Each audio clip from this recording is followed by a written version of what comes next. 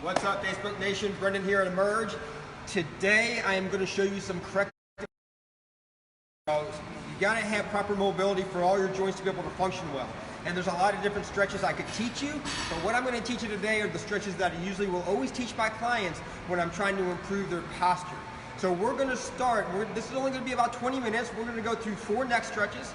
I'm going to just do a basic fundamental chest stretch for you. Also want to work on thoracic extension. On the floor, we'll do some for the hip flexors and some for the hamstrings. Which ones you should do? For lower body, that really depends on where you're tight, but almost everybody has a lot of tightness up in their neck, especially with everything going on. You hold a lot of stress in your neck, and everyone's like, oh, I hold all my stress in my trap. So a lot of time, that's kind of where your posture is, or the fact that you just don't stretch enough. So we're going to get right into this, guys. You can do these neck stretches standing, but I'm going to do them seated right now. I'm going to show you 4 of them. And Angie's going to be our little camera girl right now. So Good morning. So I hope you guys just follow along. I will post these, the names of them at least, on this post or on this live feed when we're done, and we'll go from there. So first one we're going to do, we're going to sit on a bench. Now you can use a chair, anything to anchor your shoulder. What we're going to do is I'm going to start and I'm going to do the right side first. The first one's going to be what we call our scalenes. These are muscles that run down the side of the neck, go from the upper cervical vertebrae down to your first rib. I'm going to take my hand, I'm going to reach back. I'm going to turn my thumb back, which externally rotates my arm. I'm going to grab the bench so I have an anchor point for my shoulder. So I want to make sure I hold my shoulder blade back in line. Chest up tall and almost double chin yourself because you want to line your ear up with your shoulder. If you're used to being in a forward head posture, your body's immediately going to go here. From here, I'm going to reach over. I'm going to grab my ear almost, and I'm going to gently pull away. Now, I'm also leaning away from this arm to anchor that shoulder down. So that you should feel stretch down the side, maybe down even through the arm. Now, what I'm going to do here is a contract, relax stretch. So I'm going to get into the stretch and just kind of follow along with me, and then you can try this on your own. So I'm going to grab the head. I'm going to gently pull into a stretch. I'm going to hold for 5 or 10 seconds. From there, I'm going to inhale, and I'm going to hold my breath for 5 seconds while I push my head into my hand like I'm trying to straighten my head up. And when I count down for 4, 3, 2, 1, I'll exhale, relax, and I'll move into a new range of motion. So I'm going to get into my stretch. Inhale, push my head to the right for 4, 3, 2. Exhale, relax. You can see how much further that was able to move. I'm going to hold for another 5 or 10 seconds.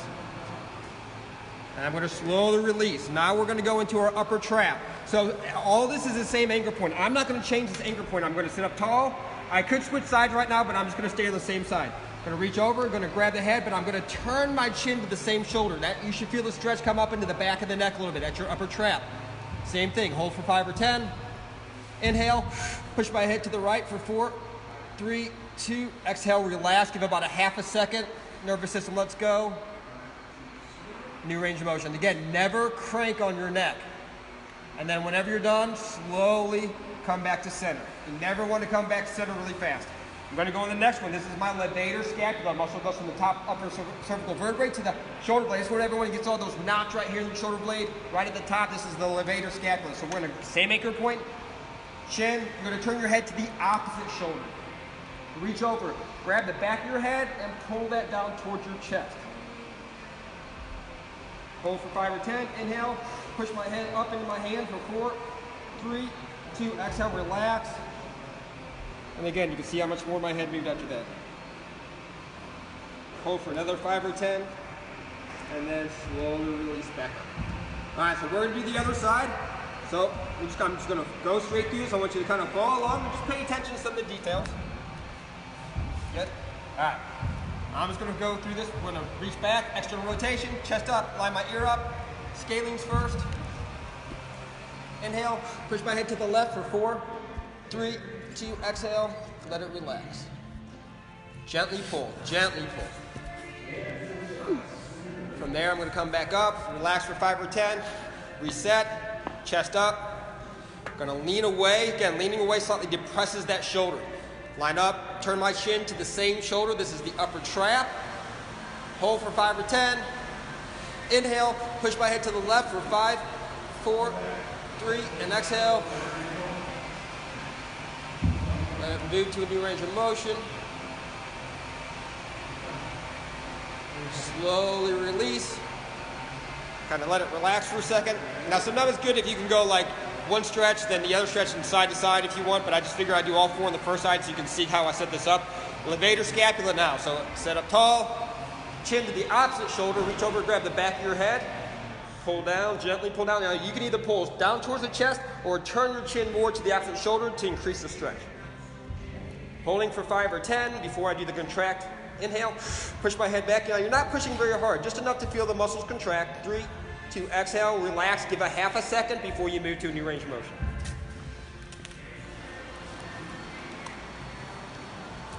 There we go. So upper trap. So those were the first 3. So we did the scalenes, straight sideways. We did the upper trap, turning the chin to the same shoulder. We did the levator scapular, turning the chin to the opposite shoulder. There's actually another levator scapular one you can do against the wall. I'll show you that maybe next time. Now I'm going to do what's called a sub-occipital stretch. The muscles, whenever you go into a forward head posture, you actually lengthen the lower cervical extenders, but you shorten the upper cervical extenders. Because if you walked around, I'm going to stand up. If you walked around in a forward head posture, you'd be looking at the floor. So to keep the eyes on the horizon, the body lifts the chin. What that does, it shortens all the muscles along the base of the skull. And that's what it creates a lot of those tension headaches with all the other tight muscles in the neck. So what we want to do is and on Wednesday, I'm going to show you a lot of posture correction exercises that will complement these stretches to learn to bring the head and everything back in line. So here's your sub-occipital. I'm going to sit on the bench, and actually I can just sit from this side because we don't have to anchor. So the key point on this is to not drop the chest. I'm going to take my thumbs, I'm going to put them on the base of my skull. Okay, I'm going to grab my head. Now what I'm going to do is I'm not just going to pull my chin to the chest. I'm going to pull my head forward and then down. So I'm going to grab the base of my skull. I'm going to sit up tall. I'm going to use that to grab my skull and pull it forward and then down. You should feel that stress come all the way to here, all the way down the erectors. I'm keeping my chest tall. I'm not dropping my chest. I'm cranking my head this way. I'm not just pulling my chin to my chest. I'm pulling it forward, and then I'm trying to go down. So I'm going to get into this. You can drop the elbows a little bit. Just don't drop your chest. I'm going to inhale, push my head in my hand for 4, 3, 2, exhale. You can see how much more that, oh man, that's a good stretch. And you can hold that again, 10, 20 seconds. Now I felt that, got a lot of tension going on right now all the way down my center of my back. So that's going to stress your upper muscles in the neck, but those will stress your erectors that go from your head all the way down through your mid-back. So I'll do that one more time for you guys since I did twice on the other side. Again, thumbs on the base of your skull. So right here, just like if you were giving yourself a massage, I'm going to sit up tall. I'm going to crank and then down. I'm using my thumb to pull this way. Inhale, push my head back for 4, 3, 2, exhale, relax. And then from there, you can use your thumbs right there to start massaging the base of your skull as you hold your head. And then slowly come back to center. Very important to stretch the muscles of the neck. This will help take a lot of tension, especially if you're really stressed with everything going on. We all are. Take the time out to release some stress off your system. So there's the 4 basic neck stretches. And again, I will post those, but I suggest you practice those. Main thing with the neck, never crank on the neck muscles. They're very sensitive. You can strain something, you don't want to pull your head out of alignment. So from there, that's going to help us get our head back in alignment. But we also, when we go forward posture, see, a lot of people sitting at a desk or just from stress because we hold our emotional stress here, we go into what's called upper cross syndrome. Upper cross syndrome is we increase, our whole rib cage drops, we increase the curve of our thoracic spine and our head comes forward. This is upper cross syndrome. So we're trying to reverse that right now. So to do that, we got to loosen the chest up. So Anne's going to follow me over here. This is a basic doorway stretch. Now we're going to use a cable system anywhere to anchor your arm. Now where I want you to anchor is at the elbow. And so I want you to put the elbow at a 90 degree and 90 degree. And the reason you're doing this is because it fully externally rotates the humerus here, the upper bone. That's going to lengthen the internal rotators. I'm going to plant my arm against this. Same foot forward. Okay, so I'm staggering my stance, but I'm staying nice and square to the object I'm anchored on. Same foot forward. Nice tall posture. I'm going to slightly rotate away. This is going to initiate the stretch. I'm trying to basically pull this bone away from my sternum. From here, I'm just going to use my leg. I'm not going to lean into it, but I'm going to gently rock into the stretch to get that stretch going. Now, think of a 1 out of 10 intensity. 1, you don't feel the stretch. 10, you can't stand it. It makes you wince in pain. Whenever you're doing your stretching, especially for the bigger body parts, not really the neck, you want to get to like a 7 out of 10 intensity where you can still control your thoughts and control your breath so your body can relax through it. So if you make the stretch too painful and you're thinking out the whole time and tensing yourself up, your nervous system's telling that muscle not to go anywhere. So here's what I have my clients do. Rotate into it, rock into it, get that stretch up where it's getting uncomfortable. I'm going to hang out there. Now we could do the contract relax stretch on this as well, but usually when it's just starting out, I'll just have them do a static stretch, holding it 20 or 30 seconds. So what I want to do is you're going to hang out there, get that 7 out of 10 intensity. You're going to relax your thoughts, relax your breath. And when that 7 starts to dissipate to like a 4 or 5, I'm going to move to a new range of motion, getting it back up to a 7. I'm going to hang out there for another 20, 30 seconds, and then I'll progress a third time. So instead of going 20 or 30 seconds and switching sides and going back and forth 2 or 3 times, I'll progress 3 times into it. So I started here, it was a 7 out of 10. By the time I finished, I was able to really move into a new range of motion after 3 progressions, and have it really drop to the 4 or 5 out of 10. And that's going to really help you lengthen the muscles of the chest. So we'll do one more. I'll just move to this side. Again, anchor the elbow, same foot forward, so you have leverage. Start where it's straight off the chest, rotate into it. You don't lean into it, rock into it. You can also turn your head away, you'll feel the neck stretch out. We're gonna hang out there, so I got a pretty good pull here. 7 out of 10, I'm not gonna do this for 2 minutes here. I'm just gonna show you 7 out of 10. Once it relaxes, move to a new range of motion, hang out there 20, 30, maybe 40 seconds until that 7 dissipates to a 4 or 5. And then do that a third time. Now, to change the stretch, you can actually change the angle by lifting the arm up so you're about a 45-degree angle. Do the same stretch, and you might feel that pull a little bit different because it's going to pull on the internal rotators a little bit different. So this is a very basic chest stretch that you can work on anywhere in the house. Just find a door frame. Now, yes, you can work and put both arms on and lean through at the same time, or you can actually walk into a corner of a wall and face that corner and drop in and do both arms at the same time if you want. But the key thing is to anchor the elbow. All right, how are we doing time? Doing pretty good. We're 15 minutes into it. So there's the upper body stretches. We did the neck stretch, and now we open up our chest. I'm going to get on the floor. I'm going to show you a McKenzie press-up. Because, again, we're dropped into a kyphotic posture. When we go here, we shorten up the abs and all the muscles around the rib cage. So we want to be able to extend and open up that spine.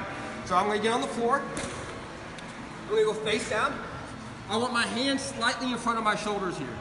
From here, I'm just going to gently press.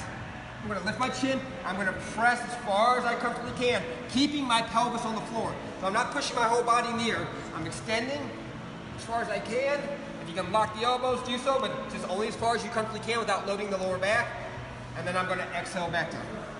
I'm going to inhale. And the reason I'm going to inhale when I go up, because inhaling extends the spine. So I'm going to take a deep breath. Inhale. Hold. Just kind of, you can do this at a breathing pace. And then exhale. Then inhale.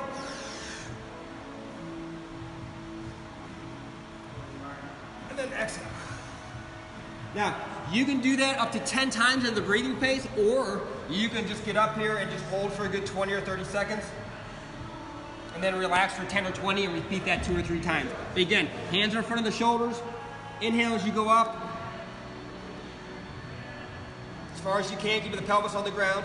Exhale as you come down. You should just feel, you might feel some stretching in your abs, but you'll probably feel just a lot of pressure along your spine because you're trying to reverse that curve of your spine. So that's called a McKenzie press-up. Again, 10 times going on a breathing pace, or 2 to 3 times holding for 20 to 30 seconds at each time, resting only 5 or 10 seconds between each stretch. So that is called, again, the McKenzie press-up. So right now we got our neck, we got our chest, and we got the abs and the spine here a little bit. So from here, we're going to go into some lower body stretches. Now, everyone's different. Some people have really tight hip flexors, some people have really tight hamstrings. I am going to start with the hip flexor stretch, and I'll end with the hamstring stretch. I'm going to show you 2 for your hip flexors. So as I'm going to grab this pad here, you don't really need a pad. If you're on carpet, carpet might be fine. Get a towel, get a pillow. This is called a kneeling lunge stretch. Here, so I'm going to give you some key points here. So go ahead and kneel down. Key points. Whenever legs are in front, you want that foot in front of the knee. This gives you leverage to rock forward. If your foot's behind the knee, you're not going to have much leverage. From here, knee directly under the hip. You want to start with the knee under the hip. You don't want to start here because if you're here, you're already into the stretch. Knee under the hip. Also, heel directly behind the knee or slightly outside the knee. That turns the femur in, your upper bone of the thigh, which pre-stretches your psoas. So from here, I'm going to try to contract my glute to tuck my hip under. When I tuck my hip under, it pulls the hip bone up and it initiates the stretch here. So if you get into that position and that's tight enough for you, just hang out there. You don't have to go any further. Again, 7 out of 10 intensity when stretching the big muscles. So get it to 7 out of 10, hang out, let it relax till it goes to 4 or 5, then you can progress further into the stretch. But if this isn't too bad for you, here's what I want you to do. You're going to take the same arm, you're going to go over your head. You're going to grab that wrist with the opposite arm.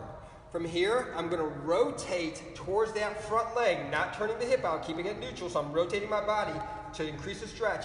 And then if I want to increase it even more, I'm going to lift my elbow from my hip like this, and then I can also rock forward.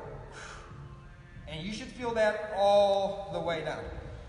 And you're just going to breathe through it. Just let your body relax. Hold 20, 30, 40 seconds. Again, if it starts to relax while you're doing this, try to move a little bit further in and just let the body kind of work through it. And I'm going to slowly back out. So let me do the other side for you guys. I'll turn this way. Okay, so foot in front of the knee, heel behind the knee, or the externally rotated. Start with the hip direct over. I'm going to squeeze my butt, do a posterior tuck, opening those hip flexors up. Again, you can just stay there. If that's good enough, you can stay there and try to rock into it a little bit. But if you want to increase it, same arm up, over the head, grab the wrist, turn towards that front leg, extend the elbow from the hip, and then maybe slightly rock into it. Breathe it out. And that is our kneeling lunge stretch. Diane, you can just stay there. What I'm going to show you now, I'm going to grab this ball here. Now, you don't have to use a ball. This could be the edge of a couch. It could be an ottoman, anything to anchor your knee. One of your hip flexors is called your rectus femoris. It's one of your quad muscles. Attaches to the front of the hip. Center quad muscle turns the patella tendon, attaches to the tibia. So to stretch that, we need to flex the knee more. So I'm going to anchor my foot up on this ball. So now being in this position, I'm stretching my quads out and the upper hip flexor, because now I have that joint flexed. Same position with a foot. Now here, two ways you can increase the stretch. You can tuck your hip under, which is going to pull that open, or you can slightly push yourself back to get your butt towards your heel. And this is the stretch right here. Now to increase this, we're not going to rotate, we're just basically, you can reach as high as you can, and you'll feel that extend all the way down from your obliques to your hip flexors. But again, to increase the stretch, tuck your hip under or move your heel back or your butt back towards your heel to flex the knee more. But this you should feel all the way down your thigh if you're tight in that muscle. So this is the kneeling ball quad stretch. Again, hold for 20, 30, 40 seconds. Give it time to relax. Move to a new range of motion. Give it time to relax and progress it a third time. So you're spending about 1.5 to 2 minutes per side. So that is the kneeling ball quad stretch. So there's two for your hip flexors. We have the kneeling lunge stretch and the ball quad stretch. I'm only going to do the one side, okay? Just because we're kind of pressed for time today. At least time. All right, last one. Maybe you're tying your hamstrings. Maybe you're not tying your hip flexor. You did that. Like, I'm not getting anything out of that. Well, because not everyone's tight there. To stretch your hamstrings out, what I want you to do is find a towel. Get a towel, fold it. More a hand towel. You don't want to do too big of a towel because you don't want too much of a curve. And you're going to roll that thing up until it's about 1 inch or so, about as fat as your hand when you smash it down. And we're going to put this directly under our belly button, because the belly button sits right over the apex of our lumbar spine. You have 5 vertebrae and it sits right over L3, which means L1 and 2 are above it, L4 and 5 are below it. I'm going to put that under my belly button. I'm going to lay back, and this is going to help us maintain neutral spine, because if our hamstrings are tight, once we go in stretching our hamstrings, we try to pull that muscle open. It's going to pull our hip under because the muscle is attached from our hip to our lower leg. So we don't want our back to flatten out. We want to stretch this muscle in a proper neutral spine alignment. The towel will help us maintain that. 2 ways we can do it. You don't have a stretching strap, just clasp your hands behind your leg, pull the thigh perpendicular to the hip, and then slowly extend up, pulling the toes back. Again, getting it to a 7 out of 10 intensity, hanging out there until it relaxes, and then trying to move into a new range of motion and progressing that 3 times. But if you have a stretching strap or a dog leash, you got a dog, use a dog leash, a rope, anything, you want to wrap that over the ball of the foot. This is going to enable you to control your ankle more. You're going to drop the leg away from you, straightening out the knee. From here, I'll gently pull up into that stretch. Now, there's 3 ways I can progress this stretch. I can either pull the leg straight towards me, I can pull the leg across the body, right there, or I can actually, the reason you want to strap is I can pull that pinky toe towards me. So when I pull the pinky toe, the outer foot towards me, it's going to increase the stretch through the calf and up in the hamstring. So the greatest stretch you'll probably get here is if you come across the body and then pull that pinky towards you. Oh, oh, all the way up the thigh, or the hamstring. I'm tired of my hamstrings and my hip flexors. So that's the progression of the hamstring stretch. So again, either straight towards you, try to bend, not to bend the knee. The body's going to try to bend that knee to take the stress off that leg. A stretch is a stretch to the body. So we're going to lock the knee, again, either pull straight at me, but if you just crank on that pinky toe, you'll feel that change the stretch completely, or slightly come across your body. And that is the lying hamstring stretch. So those are some fundamental stretches that you can start working on.